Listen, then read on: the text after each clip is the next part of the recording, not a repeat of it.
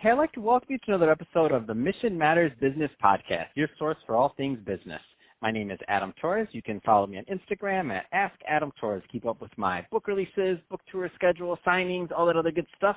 Always love to connect with you there. And as always, if you'd like to apply to become a co-author of one of my upcoming books, just head on over to the website, missionmatters.com, and click on Become an Author to apply. All right, so today I have Jenny Tran on the line, and she's the Senior Associate over at Brown Streza, LLP. Jenny, welcome to the show. Hi, Adam. Thanks so much.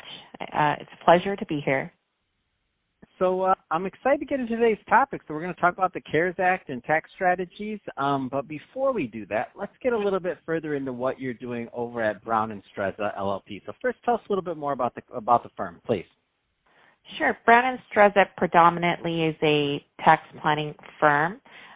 Half of us are in estate planning who work with ultra-high net worth clients, and the other half of us are business attorneys, which is the group that I'm with.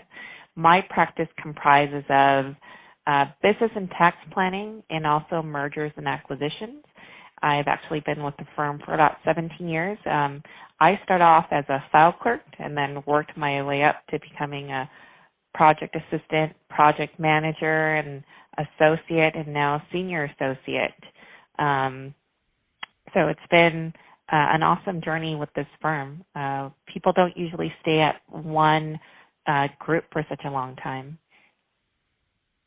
Well, I love it. I love your story because, number one, when I see somebody kind of work their way up the ranks and get to where you've gotten, it shows a couple things. Number one, obviously, it shows great things about you, but it also shows great thing about the firm, so Brown Streza. So that's awesome. Let's switch up a bit. I do want to get into the CARES Act. A lot of people listening right now that are going to be looking for guidance and just to see, like, how does this affect me? Where do you want to start with that one? Yeah, I want to start with some background about a little bit of the history. You know, in the state of California, Governor Gavin Newsom issued the shelter in place order statewide on March 20th, and business owners were hurting immediately, especially if they did not fall under the definition of what was a federal critical infrastructure. And so business owners fell into two hats, right? They either had to close, or even if they didn't close, they had to operate at an extremely handicapped level. And even then, how did they manage cash flow? So I wanted to talk about the CARES Act, or the Coronavirus Aid, Relief, and Economic Security Act, to help business owners try to figure out what potential cash flow solutions are there. So that's really the subject of what I want to talk about today. And so what should business owners be thinking about, like, right now? Like, how is this going to affect them? So I want business owners to think that this discussion is going to be about opportunity for cash flow. And before we even talk about the opportunity, I want everyone who's listening to think that they qualify in being a business owner if they have less than 500 employees. They were operating on February 15th. And here's the reason why. There's a program called the Paycheck Protection Program loan, and those who are sole proprietors also qualify as well. And so I want to make sure the listeners open their ears up to realize that they can take advantage of this loan. So how does the how's the loan work? Because I know there's a lot of people, and I've seen a lot. Anytime you open up an app, you open up Instagram, Facebook, anything, like, if you're a business in any way, shape, or form, I feel like you're being marketed towards going to doing this. I know a lot of friends, a lot of people that have applied or are applying, I should say. I mean, for what we know right now, like, how does all this work? Okay. And I know I talked about the CARES Act as well, but before we even get to the CARES Act, I know I'm going to take us through a journey. I want to talk about the Economic Injury and Disaster Loan and Loan Advance. And the reason why I want to talk about that is right now the SBA is inundated, and large banks are also being flooded with applications. And so the EIDL loan is supposed to be one that business owners can apply for and get relief immediately 3 days after they receive the application. That particular EID loan, business owners can apply even if all they do is provide 1099 contract work to other businesses, apply directly with the SBA without going through a lender. I talk about this right now because the Paycheck Protection Program loan is inundated, and so as a matter of strategy, a business owner can go apply for the EIDL loan first, and then also simultaneously apply for the PPP loan and refinance under the PP loan. Because we talked about the shelter-in-place order for California. We're almost 2.5 weeks under the shutdown, and so businesses need cash flow like 2 weeks ago. So again, that's the economic injury and disaster loan that a business owner can apply with the Small Business Administration. And as a matter of strategy, they could refinance the loan with the CARES Act. So now I want to talk a little bit about the CARES Act and the Paycheck Protection Program loan. And really the fastest way for a business owner to be able to get in with the application is not to go directly with the SBA, is for them to talk to their existing business banker. And so throughout the entire weekend, I've been working nonstop trying to connect people, not with new banking relationships, but for them to examine internally who did they open their bank account with. And that's probably the person that they need to redirect their attention to kind of make sure that they're getting assistance navigating. Because the Paycheck Protection Program loan is actually administered through a variety of banks that are qualified SBA lenders.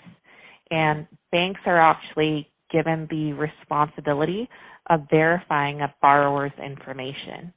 And so, again, a business owner should go to their existing relationship. The way that they can determine who that is for them to think, when I opened my business checking account, or just my checking account if they're a sole proprietor, who helped me? And for them to kind of flag that down and continue down that process to figure out how that they can obtain assistance. So, wow. So this is this is a lot to take in. So just to make sure that I have this right, they need to go to their existing banking relationship. I mean, that's going to be their, I guess, for lack of better words, the gatekeeper, right? Right. And part of it is because the banks are inundated right now. So it's best for the business owner to figure out where can they get assistance quickly. And that particular bank that they're already working with probably has at least a level of comfort and information, already. No, that's very helpful. So what's the what does the process look like, just so that business owners have so they have a feel? And is this a pretty systematized thing for them applying? Like, how long is this going to take? Like, give us a little bit of that background if you can. Sure. First, they have to be eligible, and if they have less than 500 employees, if they were operating on February 15th of this year, they're able to borrow 2.5 times of their average monthly payroll. We'll talk about that. And if they do apply, so long as they use the loan proceeds for eligible purposes like interest payments on mortgages, rent, utilities, and payroll costs, the business will actually get the loan proceed forgiven, and that's why it's so powerful. Now, going back to your question of what is this process like, they would go reach out to their existing banking relationship, and what their bank would do is they would give the business owner the SBA Paycheck Protection Program loan form. There's actually a very specific form that you have to fill out that will include information requests like who are the owners, and what is the loan amount that the borrower wants to borrow. And the key here is you have to make sure that you use those loan proceeds, again, for a approvable purpose for the loan to be forgiven. Otherwise, the loan is a true loan that has to be paid back. No, that's very helpful. So Jenny, I know we barely scratched the surface on this thing, and I know we can talk about it for a whole lot more time, but we're just about out of time for this episode. So that being said, I do want people to continue the conversation with you and Brown and Streza. So what's the best way for them to reach out and to get more info? Yeah, so I'm actually hosting a separate webinar this Thursday at 10 a.m., and so they're going to be able to find more information about that on my LinkedIn webpage, which is LinkedIn/in/Jenny Tran ESQ. Alternatively, they're welcome to email me directly. My email address is Jenny, Jenny, _Tran, Tran, @Brown, BROWN, and Streza, STREZA.com. And I just want business owners to know that I'm there for them to pass on information so that we can all get through this, event together. And it's an event that will pass. Fantastic. Well, hey, Jenny, really appreciate you coming on the show and educating our audience a little bit more on the CARES Act and what that entails and what the process should look like for them. And to the audience, as always, thank you for tuning in. Hope you got a lot of value out of this. If you did, don't forget to subscribe to the podcast. Leave me a review on the Apple iTunes Store. If you're watching this on our YouTube channel, Mission Matters Business, definitely give us a subscribe there, but leave us some comments in the video. Love to know what kind of projects and things you're working on. And Jenny, thanks again for coming on the show.